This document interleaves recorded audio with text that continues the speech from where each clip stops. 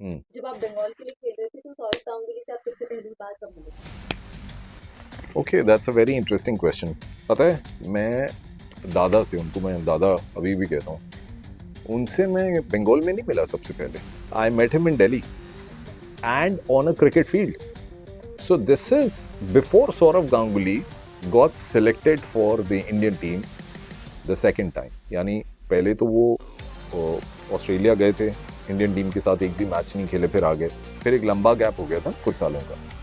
England जब गए, दोबारा सेलेक्ट हुए, उससे पहले की बात है जब Sourav Ganguly came to Delhi to play club league. उसे हॉट वेदर टूर्नामेंट्स कहते हैं, दिल्ली में बड़े पॉपुलर हैं। वो खेलने के लिए आए थे सौरव गांगुली, और वो हमारे ही क्लब से खेले थे, जिसका नाम है Delhi blues cricket club, you know. और इसी क्लब के साथ मैं इंग्लैंड भी गया था टूर करने के लिए, इसलिए दिल्ली ब्लूज स्टाइल है। लेकिन गांगुली की एक बात मैं कहना चाहूंगा, जब आए तो मिक्सअप हुए हम लोग। ही हैड अ हैबिट कि वो सबके बल्ले देखते थे कि किसका बैट कैसा है। ये बैट्समैन में होती है बात। So Saurav Ganguly came to Delhi to play 5-6 games, and उनके पिताजी जो थे, श्री चंडी गांगुली जी, वो मतलब क्रिकेट के, मतलब he was crazy about cricket. वो बहुत प्रमोट किया उन्होंने बंगाल में cricket.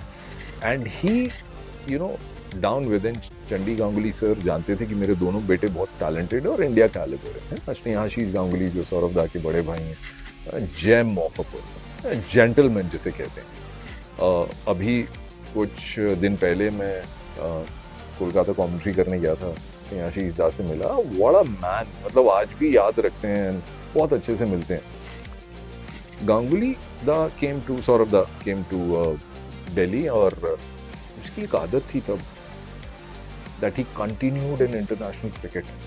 A lot of people don't know about it. He had that knack of stepping out to fast bowler और वो छक्का मारने जाता था। और जो शॉट लगाते थे ना, एक वासु वासु करके दिल्ली में एक बॉलर था, बड़ी तेज डालता था बॉल। तो हिंदू कॉलेज में एक टूर्नामेंट होता था, गोस्वामी गणेश दत्त, वहाँ वो बड़ी तेज डाल रहा था बॉल। अब मैं मिडिल ऑर्डर बैटिंग कर रहा था, हम वेट कर रहे थे कि भाई कब बैटिंग आए। बोला सौरव गांगुली आए, ये देखते हैं यार, प्लेड इंडिया अंडर 19 ऑल्सो, नाम बड़ा था सौरव गांगुली, सौरव गांगुली। तो उसने एक ओवर उनको, हम लोग एक वर्ड यूज करते हैं, झुलाया। बॉल आया, निकल गया, नहीं, he got beaten. 3 ball beat होने के बाद गांगुली दा स्टेप्ड आउट, वो मारा छक्का लॉन्ग ऑन के ऊपर, तन करके। अब सोचो हम साइड में बैठे, तो ऐसा लगा किसी ने गोल्फ की बॉल मारी, बूम, और उड़ता हुआ चला गया। कहाँ बॉल जाके गिरा? एंड आई सेड, ये कौन है? बोले सौरव गांगुली है।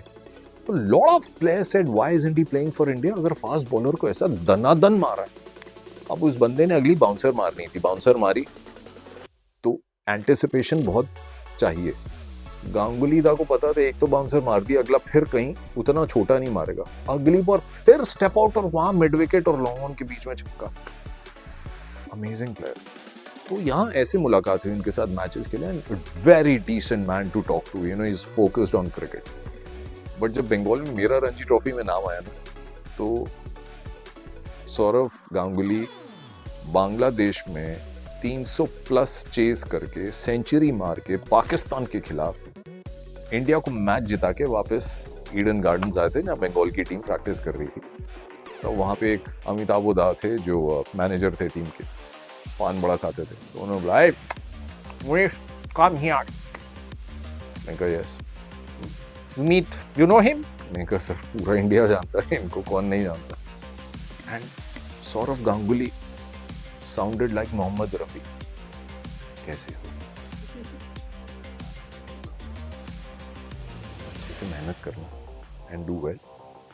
And he said something, do well in your career, खूब मेहनत कर। आई सेड यस दादा। तो दादा पर मैं आपसे पहले भी मिल चुका हूँ, आप दिल्ली आए थे खेलने के लिए अनाउंस पढ़ा। अरे हाँ, jolly right? I feel jolly.